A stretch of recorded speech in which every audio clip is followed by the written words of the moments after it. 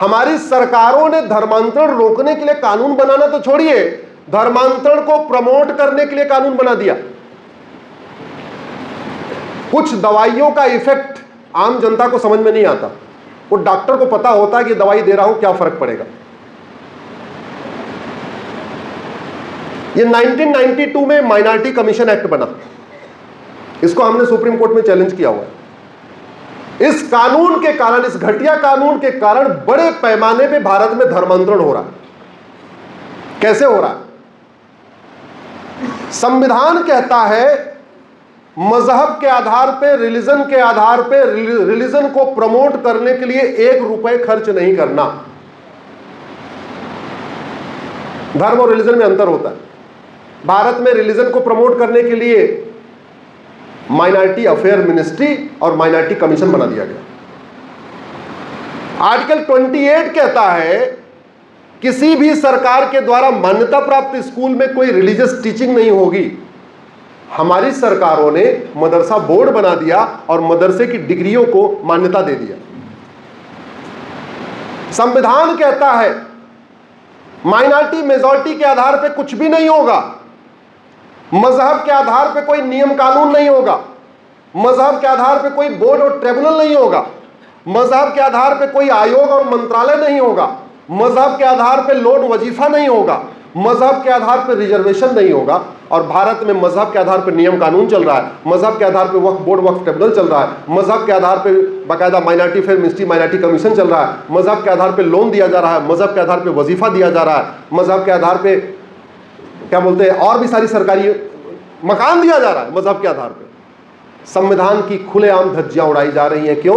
क्योंकि संविधान की शपथ लेने वाले पाखंडियों को पता है आम जनता को इसके बारे में कुछ पता ही नहीं है, आम जनता कुछ कर नहीं सकती। आम जनता हमारे पास आएगी, फोटो खिंचवाने के लिए आएगी, शादी का कार्ड देने आएगी, बाकी और काम के लिए तो आएगी, अपना ट्रांसफर कराने के लिए तो आएगी, लेकिन ऐसे कामों के लिए तो आने वाली नहीं है। और ये कड़वी सच्चाई है। आप ही देख लो, इतने बुद्धिजीवी बैठे हो, आप घूमने टहलने के लिए छुट्टी करते हो, बाकी काम के लिए छुट्टी करते हो, कभी सांसद से मिलके बताने के लिए आपने कभी टाइम निकाला क्या? जोर से बोलिए जरा। नहीं, ये कड़वी सच्चाई है। उनको पता है ये कुछ नहीं आने वाले, ये बहुत करेंगे, शादी का कार्ड देने आएंगे, बहुत करेंगे एफआईआर के लिए सिफारिश करवाने आएंगे, बहुत करेंगे ट्रांसफर पोस्टिंग के लिए आने वाले, ये राष्ट्रहित के लिए नहीं आने वाले। और समाधान संसद और सुप्रीम कोर्ट में होना है। हम आप नहीं कर सकते कोई समाधान इसका। सुप्रीम कोर्ट में जितना हो सकता था मैंने कर दिया, अगला समाधान इसका संसद में करना पड़ेगा। और संसद में तभी होगा जब सांसद वहां आवाज उठाएंगे, और सांसद तब आवाज उठाएंगे जब हम लोग सांसद को जाके टोकना शुरू करेंगे, बोलना शुरू करेंगे, तभी आवाज उठेगा। झुग्गी में रहने वाले सारे गरीब होते हैं। झुग्गी नंबर 1 में हिंदू है, झुग्गी नंबर 2 में मुस्लिम है, झुग्गी नंबर 3 में क्रिश्चियन है। अब झुग्गी नंबर 2 और 3 वाले को 1000 रुपए वजीफा आ रहा है। कहां से आ रहा है? माइनॉरिटी अफेयर मिनिस्ट्री से। और झुग्गी नंबर 1 वाला जो गरीब हिंदू है उसको पैसा नहीं आ रहा है। अपने फादर को कहता है, पिताजी वो मेरा जो साथ में पढ़ता है उसको 1000 रुपए मिलता है, मुझको नहीं मिलता। वो झुग्गी में रहने वाला गरीब स्कूल में जाके बोलता है, भैया तुम फलाने के बच्चे को 1000 रुपए देते हो, मेरे बच्चे को क्यों नहीं देते? बोले इसलिए नहीं देते, तुम हिंदू हो। बोले 1000 रुपए हमें मिल सकता है क्या? हाँ। बोले मिल सकता है। बोले कैसे मिलेगा? बोले काम करो, रिलीजन वाले कॉलम में हिंदू के बजाय कुछ और लिख लो। अब उसके सामने मजबूरी है, क्या लिखे? मुस्लिम लिखे तो नाम वाम भी बदलना पड़ेगा, कई और भी काम करने पड़ सकते हैं। तो सबसे आसान होता है क्रिश्चियन लिखना, नाम वही, पिता का नाम वही, सब कुछ वही। और क्या किया उसने? रिलीजन वाले कॉलम में क्या लिख दिया? 1000 रुपए उसको आना शुरू हो गया। लेकिन उसके बाद ब्लैकमेलिंग शुरू हो जाती है। कुछ दिन के बाद बोलेंगे तेरे हाथ में तो रक्षा है, तू तो क्रिश्चियन है, तू तो 1000 रुपए लेता है। बेचारा डर के मारे रक्षा काटेगा। तेरे माथे पे तिलक है, तिलक लगाना बंद। तेरे गले में हनुमान जी की मूर्ति है, हनुमान जी की मूर्ति बंद। तू तो होली दिवाली मनाता है, होली दिवाली बंद। तेरे गले में क्रॉस नहीं है, 1000 रुपए के चक्कर में क्रॉस पहन लेगा। तू संडे को नहीं जाता प्रेयर करने के लिए क्या? तू तो क्रिश्चियन है, अब वो संडे प्रेयर शुरू कर देगा। ये हो रहा है भारत में स्टेट स्पॉन्सर्ड कन्वर्जन। मैंने कहा भाई या तो खत्म करो इसको और नहीं तो डिफाइन कर दो। यूएन कहता है एनी ग्रुप और community which is socially, economically, politically non dominant and inferior in population less than 1%, जिसका कोई सामाजिक वजूद न हो, जिसका कोई आर्थिक वजूद न हो, जिसका कोई राजनीतिक वजूद न हो, जिसकी संख्या में नगण्य हो, उसको कहते हैं माइनॉरिटी। माइनॉरिटी की यूनिट 100 हो सकती है, भाई चलो 100, 200, 500, 1000 लोग हैं, इनको माइनॉरिटी मान लो। माइनॉरिटी की यूनिट 1000 हो सकती है, 10,000, 5,000 लोग हैं, इनको माइनॉरिटी मान लो। चलो भारत इतना विशाल है तो माइनॉरिटी की यूनिट लाख में हो सकती है, भाई 2 लाख, 3 लाख, 4 लाख, ये 5-7 लाख लोग जो हैं इनको माइनॉरिटी कर दो। माइनॉरिटी की यूनिट करोड़ नहीं हो सकती, करोड़ में माइनॉरिटी कभी नहीं हो सकता, इसको आपको समझना पड़ेगा। और करोड़ों की जनसंख्या माइनॉरिटी कहलाती है कि नहीं, जोर से बोलिए जरा। और संजोग देखिए, आपके मठ मंदिरों से 1 लाख करोड़ की प्रॉपर्टी पे सरकार का कब्जा है, और उस मठ मंदिरों की जो चढ़ावा आ रहा है उससे माइनॉरिटी कमीशन और माइनॉरिटी फेयर मिनिस्ट्री चल रहा है। यानी आपके चढ़ावे से, अमीर हिंदुओं के चढ़ावे से गरीब हिंदुओं का धर्मांतरण हो रहा है। ये हो रहा है कि नहीं हो रहा है? तो जब तक आप ये माइनॉरिटी का हिसाब किताब खत्म नहीं करेंगे, जब तक मजहब के आधार पर नियम कानून खत्म नहीं करेंगे, तब तक ये धर्मांतरण रुकेगा क्या? जोर से बोलिए। और धर्मांतरण अगर नहीं रुकेगा तो भारत बचेगा क्या? भारत सुरक्षित होगा क्या? 1500 परिवार पर डे कन्वर्ट हो रहे हैं। एक परिवार में 6 या 7 आदमी मान के चलिए, एवरेज इतने होते हैं, माता पिता, पति पत्नी, 2 बच्चे। 1500 परिवार का मतलब 10,000 हिंदू पर डे कम हो रहे हैं, और इसका मतलब 10,000 हिंदू पर डे नए दुश्मन बन रहे हैं। कन्हैयालाल की हत्या करने वाला कौन था? कन्वर्टेड हिंदू। अमरावती में उमेश कोल्हे को मारने वाला कौन था? कन्वर्टेड हिंदू। आपके भगवान गणेश की शोभा यात्रा जो पत्थरबाजी कौन करता है? कन्वर्टेड हिंदू। हनुमान जी की शोभा यात्रा पे पत्थरबाजी कौन करता है? कन्वर्टेड हिंदू। इतनी बड़ी समस्या कन्वर्जन, और कन्वर्जन के लिए ये कानून जिम्मेदार है। दुर्भाग्यवश इस कानून के ऊपर जैसी चर्चा होनी चाहिए संसद विधानसभा में हुई नहीं। मामला 2017 से कोर्ट में पेंडिंग है, लेकिन जैसी चर्चा आम जनता में भी होनी चाहिए नहीं हुई। मैंने आदरणीय रघु जी आज मिले थे, आप प्रज्ञा भारती देखते हैं, मैंने तो आग्रह किया आप 2025 में पूरे देश में कम से कम 50 कार्यक्रम इस माइनॉरिटी के ऊपर करवाइए कि क्या ये minority commission, minority affair ministry संविधान सम्मत है, ये कॉन्स्टिट्यूशनल है कि नहीं है। और मैं इस पे आपसे वादा करता हूं, जहां आप बुलाएंगे मैं आके तैयार हूं। और केवल मुझे मत बुलाइए, मैं तो कहता हूं ये कानून बनाने वालों को भी बुलाइए, या इस कानून के समर्थकों को भी बुलाइए। आमने सामने बहस हो, जनता के बीच में बहस हो, जनता को समझ में आए कि ये कानून सही है कि गलत है। अदरवाइज मैं बोल के चला जाऊंगा, सामने कोई नहीं होगा मेरा विरोध करने वाला, तो लोग कहेंगे तो अकेले आए बोल के चले गए। मैं तो भारत के सभी रिटायर्ड जजेस से कहता हूं, वर्तमान जज तो बहस के लिए आएंगे नहीं, जिनको लगता है ये minority commission, minority affair ministry ठीक है, वो समय बताएं, स्थान बताएं, मैं उनसे पब्लिक डिबेट करने के लिए तैयार हूं। भारत का कोई सांसद, विधायक, मंत्री अगर कहता है ये माइनॉरिटी कमीशन ठीक है, माइनॉरिटी अफेयर मिनिस्ट्री ठीक है और ये कॉन्स्टिट्यूशन के स्पिरिट में है, वो समय बताए, स्थान बताए, मैं उनसे पब्लिक डिबेट करने के लिए तैयार हूं, वो जगह तय कर। धर्मांतरण रोकने के लिए इसको रोकना बहुत जरूरी है। धर्मांतरण रोकने के लिए विदेशी फंडिंग रोकना जरूरी है। ये देखिए 2010 का FCRA, ये कानून बनाया गया था अलगाववादियों को फंडिंग, माओवादियों की फंडिंग, जिहादियों की फंडिंग, नक्सलियों की फंडिंग, मिशनरियों की फंडिंग, इसी के लिए बनाया गया। एक मेरी PIL चल रही है, आप गूगल करना, uniform banking code Ashwini Upadhyay, 50,000 crore की फंडिंग आ रही है साल में। भारत को बर्बाद करने के लिए विदेशों से कितनी फंडिंग आ रही है, जोर से बोलिए जरा। 50,000 करोड़। और इसमें बहुत सारा बैंकों के माध्यम से आ रही है, जो विदेशी बैंकें जिनकी ब्रांचेस भारत में उनके माध्यम से आ रही है। फंडिंग आ रही है, लेकिन उसमें RTGS, NEFT लिखते हैं, RBI का सॉफ्टवेयर पकड़ ही नहीं पा रहा था। मैंने उसको PIL फाइल किया, तब जाके उसमें थोड़ी कार्रवाई शुरू हुई है। भारत में यूनिफॉर्म बैंकिंग कोड लागू करना पड़ेगा, इस FCRA को खत्म करना पड़ेगा। भारत में धर्मांतरण रोकना है, तो जो जमीनें अंग्रेजों ने बांटी थी, जिनका 99 साल का लीज पूरा हो गया है, उन जमीनों को वापस लेना पड़ेगा। मुगलों ने जो काम तलवार के दम पे किया, अंग्रेजों ने वो सारे काम किए, बस कानून बना बना के किए। जैसे मुगलों ने काशी मथुरा लूटा, सोमनाथ लूटा, भद्रकाली लूटा, भोजशाला लूटा, अंग्रेजों ने कानून बना बना के मंदिर का सारा चढ़ावा ले लिया। अंग्रेजों ने भी लूटा, कानून बना के लूटा। ये 1894 में अंग्रेजों ने लैंड एक्विजिशन एक्ट बनाया। इसका पर्पस था मिशनरीज को पूरे भारत में जमीन बांटना। पूरे देश में सिविल लाइन बनी हुई है, सिविल लाइन, वो पूरी की पूरी सिविल लाइन इसी कानून से बनी हुई है। और पूरे भारत में जहां आपको सिविल लाइन मिलेगी, लगभग वहां आधी जमीन मिशनरीज की, चर्चेस की, क्रिश्चियंस की होती है, इसी से बनी है। और सबका 99 ईयर का लीज पूरा हो चुका। अब नया खेल हो रहा है। खेल क्या हो रहा है? 99 ईयर की लीज पूरी हो गई है, उनको लगता है क्या पता कोई सरकार हमारी जमीन वापस ले ले, तो उन्होंने प्लॉटिंग करना शुरू कर दिया।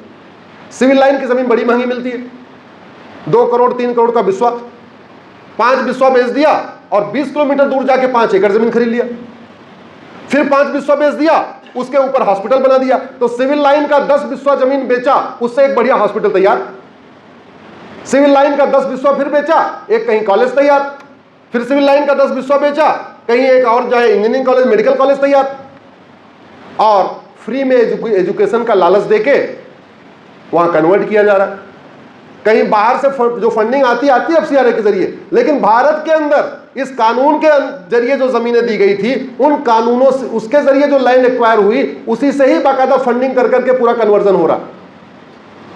भारत में ये वक्त एक्ट आपको दिख रहा है। धर्मांतरण का सबसे बड़ा कारण ये लैंड एक्विजिशन भी कारण है, एफसीआरए भी कारण है, काला धन हवाला की फंडिंग कारण है, ये वक्फ एक्ट भी धर्मांतरण का कारण है। मैंने 2020 में इसको चैलेंज किया था, उसके बाद फिर जेपीसी बनी, सरकार बिल लेके आई।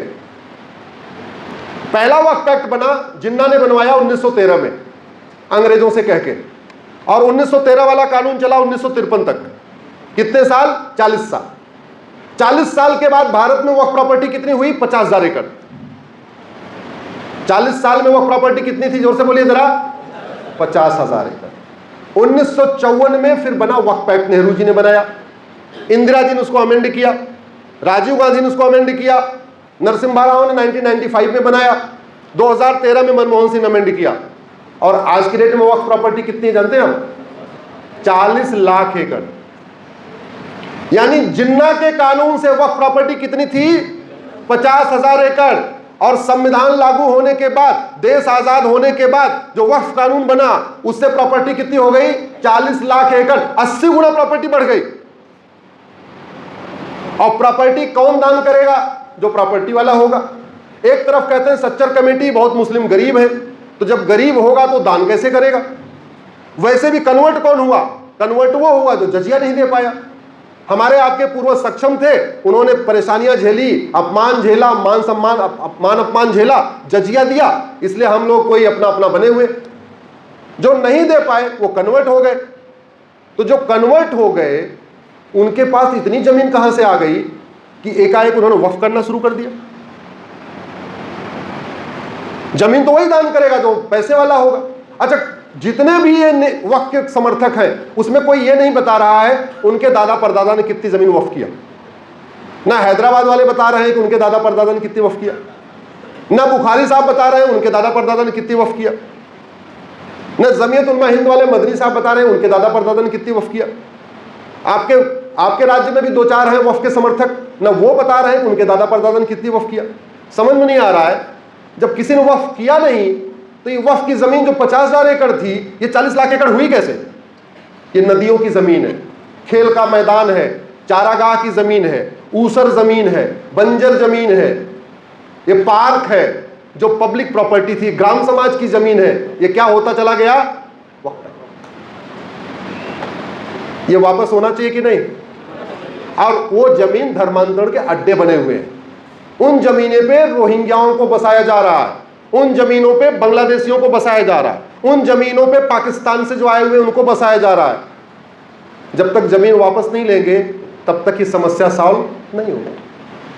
तो भारत में एक और जो सबसे बड़ा खतरा धर्मांतरण का, वो है ड्रग। ड्रग भी बहुत फायदेमंद धंधा है, लगभग 90% की मार्जिन है। और ड्रग का कारोबार कौन करता है, ज्यादा कुछ बताने की जरूरत नहीं। और ड्रग का कंजम्पशन कौन करता है ये भी आपको पता है। आप भारत की किसी भी रेव पार्टी में देख लीजिए, जहां 100 लड़के पकड़े जाते हैं या 50 लड़के पकड़े जाते हैं, लड़कियां पकड़ी जा रही हैं, वो ड्रग कौन ले रहा है। और फिर ये भी पता करिए वो ड्रग का कारोबार कौन कर रहा है, फिर आपको समझ में आएगा आपका हमारा धन भी जा रहा है और हमारा धर्म भी जा रहा है। लड़कों में नपुंसकता बढ़ रही है, लड़कियों में बाजुपन बढ़ रहा है, और ड्रग के कारोबार से जो पैसा आ रहा है उससे धर्मांतरण भी हो रहा है। तो धर्मांतरण रोकना है तो आपको सबसे पहले धर्मांतरण की फंडिंग रोकना पड़ेगा।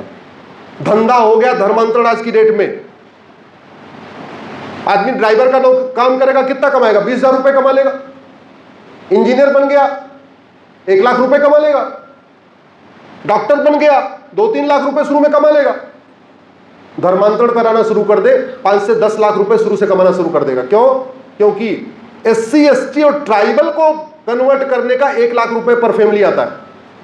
अगर उसने अग्रवाल, माहेश्वरी, जैन या किसी बिजनेसमैन की बेटी या बेटे को कन्वर्ट कर दिया तो 5 से 10 लाख रुपए आता है। सबसे बड़ा फायदेमंद धंधा बना हुआ है, और इसकी पूरी फंडिंग या तो ड्रग वाले से आ रही है या FCRA से आ रही है, अंदर जो हवाला जनरेट हो रहा है उससे हो रही है, ब्लैक मनी से हो रही है। मैंने पहले कहा था न रहेगा बांस न बजेगी। तो अगर आपको धर्मांतरण रोकना है तो वक्फ कानून में जो 40 लाख एकड़ जमीन है सबको ऑडिट करके जो कागज दिखा ले वो अपनी जमीन ले ले, वो प्रॉपर्टी वक्फ, और जो कागज नहीं दिखा पाए वो जमीन को क्या करना पड़ेगा? अगर धर्मांतरण रोकना है, अंग्रेजों ने जो 99 साल की लीज पे जमीन दिया था उन जमीनों को वापस लेना पड़ेगा। धर्मांतरण रोकना है, ड्रग कारोबार रोकना पड़ेगा। धर्मांतरण रोकना है, FCRA खत्म करना पड़ेगा, विदेशी फंडिंग रोकनी पड़ेगी। और धर्मांतरण रोकना है तो हमको केंद्रीय स्तर पे कानून बनाना पड़ेगा। धर्मांतरण रोकना है तो हमको धर्मांतरण को राष्ट्र की सुरक्षा के लिए खतरा घोषित करना पड़ेगा। धर्मांतरण रोकना है तो धर्मांतरण को देश की एकता अखंडता के लिए खतरा घोषित करना पड़ेगा। और धर्मांतरण अपने आप में वेजिंग वॉर है। धर्मांतरण को वेजिंग वॉर डिक्लेयर करना पड़ेगा। धर्मांतरण को ऑर्गेनाइज क्राइम डिक्लेयर करना पड़ेगा। धर्मांतरण कराने वाले मिशनरी और जिहादियों की 100% प्रॉपर्टी जब्त करने, नागरिकता खत्म करने, आजीवन कारावास, फांसी देने के लिए कानून बनाना पड़ेगा। तब ये धर्मांतरण रुकेगा। और कोई ये कहता हो धर्मांतरण रुक नहीं सकता, मैं आप प्रबुद्ध भारत के कार्यक्रम में सभी सामने बैठे प्रबुद्ध जनों से सामने कह रहा हूं 1 साल के अंदर धर्मांतरण रुक सकता है। 1 साल के अंदर रुक सकता है। कोई समस्या लाइलाज नहीं है, दवाई बदलनी पड़ेगी। जब तक दवाई नहीं बदलेंगे तब तक बीमारी ठीक नहीं होगी। आप लोगों ने इतनी देर ध्यान से सुना, मैं आपको धन्यवाद देता हूं, आप लोगों का आभार व्यक्त करता हूं। एक आग्रह करता हूं, बहुत देर से आप लोग बैठे हैं, एक बार खड़े हो जाएं, एक हमारे साथ साथ बोले। एक मेरा नारा है, आपको पीछे पीछे बोलना है, हमें चाहिए आजादी। जोरदार बोलिए। आपका वीडियो 4-5